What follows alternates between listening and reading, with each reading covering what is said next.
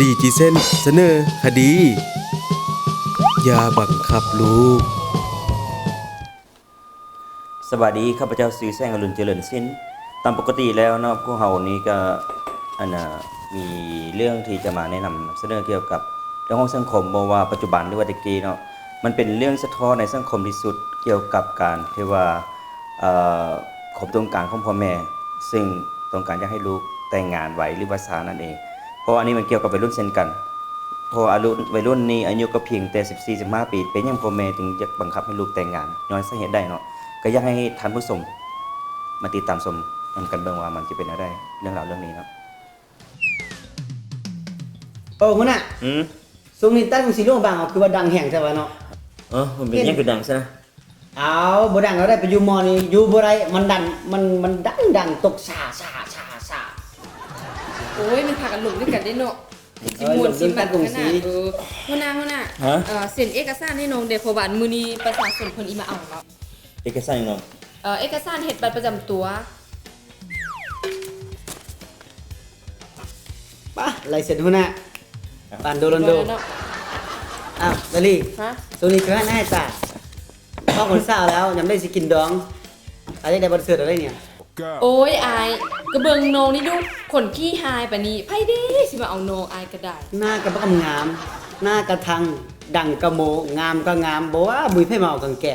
ก็แท้ว่าอายผู้ชายสมัยนี้น่ะผู้ชายดีๆน่ะโซกยากเอาแท้เอาว่าส่วนหลายก็แบบเห็นผู้หญิงเป็นของลิ้นซื่อๆคบไปบ่นึงแล้วก็เลิกมีจังซี่น่ะก็เลยว่ายาเยอะบ่เอาเถอะแหละพวกน่ะฉันถ้าบ่เอาเทื่อกันน้องกระท่าลูกสายหัวหน้าก็ได้ป้าเทไหนหัวหน้าน่ะอีให้น้องนี่เป็นลูกไผ่เทไหนหัวหน้าว่าแต่ว่าซัวกันกินดอกกันนะน้องอีบ่ได้ซักไว้ก้นเท้านุ่งสุดเจ้าสาวว่าจะได้ก็ว่าจะได้น้องก็แม่นแล้วว่าลูกหัวหน้าอย่างซำนี้แล้วเบิ่งน้องดูย่างไปบ่แม่นคือจะมาจูบลูกเลยอ่ะโอ้แล้วก็ยังสร้างซอกมุกซอกนั้นมาเนาะแม่นแล้ววะซอกมุกซอกนอกมาไอ้ก็เว้ายอกซื่ออย่าให้พวกเจ้าอารมณ์ดีแน่โดยอารมณ์ดีแล้วก็นี่ซะว่าพูดจะมันน้ำตาแต้มแล้วเนาะ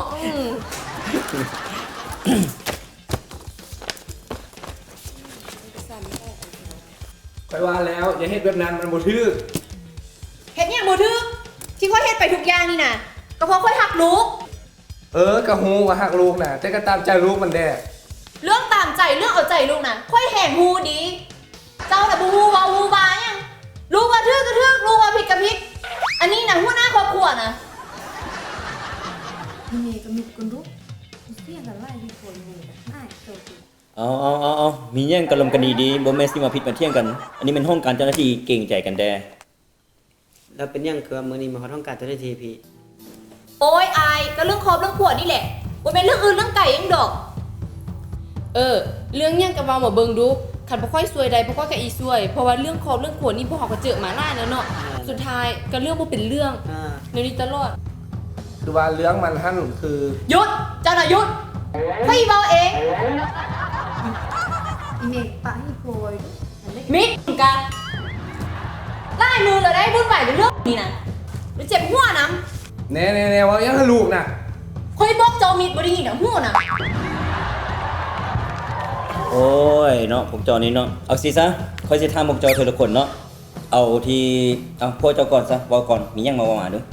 เจ้าหน้าที่คือว่ามื้อนี้นะอยากให้พวกเจ้าหน้าที่ให้คำปรึกษากับครอบครัวของพวกค่อย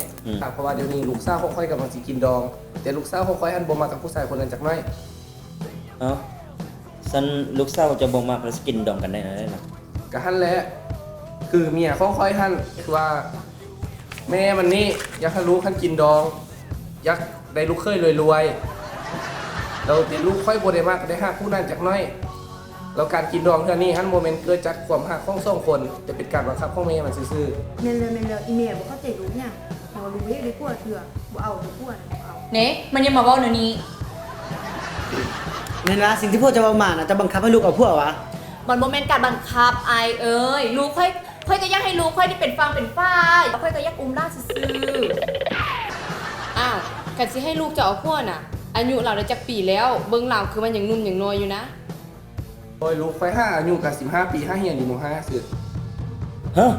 อายุได้15 ปี เป็นหยังคือฟ้าบังคับให้ลูกเอาพวกไว้แท้เบิ่งแม่ยังหนุ่มยังน้อยเฮียนก็ยังเฮียนอยู่น่ะ แล้วน้องกับแฟนน้องที่ว่าสิเอากันหั่นน่ะสิว่าสิกินดองหั่นน่ะลมกันมาโดนปานใดจักปีแล้ว โบเอื่อยเพื่อนกับเราบ่เคยคบกันเห็นหน้ากันไปส่ง3 เทื่อหนึ่งแล้วอีเมลแล้วมันบังคับให้มองกัน แม่ก็ว่าหนูได้คันดูฝั่งผมแม่สิฝั่งผมไพ่นี่แม่ไอ้ที่ให้เอากระยอนว่าอยากได้ร่ำให้รวย มันมีเงินมีค้ำบ่ให้เอาเดี๋ยวได้ก็เอาเดี๋ยวได้ก็อ้อมเฮียนเอาพวกมันรวยคันเอาแล้วมีสบายหัวยกกูหักมึงเลยกูจะให้เอานะเข้าใจเด้ เนี่ยอันค่อยว่านะอันความคิดเขาเจ้าหันก็พอเปลี่ยนซะอย่าสู้ไปบังคับลูกมันไล่เว้ามาค่อยละเมื่อยเข้าบ่ฮักบ่มักกันสิให้เขาเอากันเฮ็ดหยังบังคับไล่มันบ่ดีฮู้บ่อนาคตลูกเขาหยังอีกไกล5ก็อยู่ม5 แม่นแล้วฟังให้ดีเด้อทางเจ้าหน้าที่เองก็บ่อยากไปยุ่งไปเกี่ยวไปห้ามเรื่องเจ้าดอก แต่อยากบอกให้เจ้าฮู้ไว้ว่านะอันที่ไปบังคับให้ลูกไปแต่งงานกับคนที่ลูกบ่ได้มักหั่นมันบ่ถูกเนาะมันบ่แม่นที่ว่าเห็นคนร่ำคนรวยมีธุรกิจใหญ่ๆสิแล้วยังบังคับให้ลูกเอาเส้นเอานั้นเอานี่มันบ่ถูกได้อีกอย่างเขาส่งคนยังบ่ได้คบบ่ได้ร่วมกันซ้ำแต่เฮ็ดหยังก็คิดถึงหัวใจลูกแด่บ่แม่นจะเฮ็ดตามใจที่ตัวเองต้องการเนาะมันบ่ถูกเด้อเฮ็ดดีๆเฮ็ดหยังก็คิดก่อน ค่อยก็ว่าเลยหัวหน้าอีกอย่างน่ะลูกเราก็ยังน้อยเนาะยังบ่เรียนรู้ยังเทื่อยังบ่รู้ยังเลยซ้ำ5อายุ15 ปีก็ต้องให้เราเรียนรู้หลายๆสิ่งหลายอย่างก่อนให้เราเรียนจบก่อนให้เราเป็นผู้ใหญ่กว่านี้ก่อนแล้วจึงให้เราสร้างครอบครัวให้เรามีเวียกเฮ็ดงานทำเป็นหลักเป็นฐานกันก่อนแล้วจึงให้เราสร้างครอบครัวให้เรามีความรักอันนี้เราก็ยังอายุก็ยังน้อยเบิ่งเราก็ดีต้นแล้วเด้เราก็ยังน้อยสิมาให้เราเอาพวกมันก็เป็นไปบ่ได้แม่ก็เปลี่ยนแปลงซะอันนี้ปรับความเข้าใจกันพวกกับเมียนะบ่แม่นสิมาผิดกันอันนี้เฮ็ดได้สิอยู่นำกันได้เป็นครอบครัวต้องเป็นครอบครัวให้มีความสุขบ่แม่นว่าสิมีความทุกข์ผิดเที่ยงกันตลอดบ่ได้ ค่อยว่าแล้วไพ่กระเบาคือค่อยเจ้าหน้าที่กระเบาคือค่อยเจ้าหันเปลี่ยนซาความคิดเจ้าหันน่ะอย่าบังคับลูกมันบังคับไล่มันบ่ดีอนาคตลูกอย่างอีกไกล แท้ค่อยก็ไม่ได้คือเรื่องนั้นค่อยก็คือว่าคันลูกได้ผู้ร่ำผู้รวยมีเงินมีคำก็อีสบายไปนำมันสินะค่อยก็คือแบบนี้ค่อยก็ไม่ได้คือเรื่องอื่นไม่สิ ก็ย้อนจะคิดแบบนี้แหละจริงๆให้ลูกเจ้าน่ะเสียใจขนาดนี้การที่ไปปิดการชีวิตของเด็กน้อยน่ะมันเป็นสิ่งที่บ่ดีเหมือนที่กระเจ้าน่ะซึมเศร้าคิดสั้นเป็นอะไรก็ต้องให้เปิดโอกาสให้กระเจ้าแสดงความคิดแล้วก็เบิ่งไปโลกในแง่กว้างแด่อย่าสุดไปปิดกันเพิ่นหลาย แม่นแล้วกับสิ่งที่นะพวกอายบอกไปก็อยากให้เจ้าเอาไปเก็บไปคิดทบทวนมันดีๆนะเพราะว่า การที่ไปบังคับลูกหลานให้เขาเฮ็ดตามใจตัวเองนั่นน่ะมันถูกหรือผิดคิดเบิ่งดีๆ และส่วนน้องหั่นน่ะตั้งแต่นี้ต่อไปก็ให้ตั้งใจทำใจเฮียนเป็นคุณครูผู้ดีเป็นคนดีของพ่อของแม่ของสังคม โดยนะได้ก็เข้าใจไอ้เลยทางไลน์เนาะที่เปลี่ยนความคิดให้พ่อกับแม่เนาะน้องน่ะ เจ้าแม่นแล้วค่อยกับข้อขอบใจเจ้าหน้าที่หลายๆที่ให้คำปรึกษากับครอบครัวของค่อยแล้วก็ช่วยเปลี่ยนความคิดของเมียของค่อยเจ้าได้มีหยังบอกกับเจ้าหน้าที่บ่ ค่อยก็รู้สึกผิดแล้วได้กับบ่ฮู้เนาะที่ไปบังคับลูกให้ไปแต่งงานกับคนที่เข้าบ่ได้หักนะค่อยก็เว้ายังไล่บ่ได้เดี๋ยวได้ค่อยก็เสียใจกับเรื่องที่ผ่านมานั่นแหละเดี๋ยวได้ค่อยก็ขอโทษเนาะลูกแล้วก็พวกที่ว่าคิดผิดมาตลอดที่ว่าเห็นแบบนี้ให้ลูกอุกหมกอุกใจให้นำทุกมือ โดยบ่เป็นอย่างแม่สำหรับแม่ถึงเลือกผิดลูกให้อภัยได้เสมอเดี๋ยวได้แม่ก็เป็นแม่ของลูกของแม่เด้อ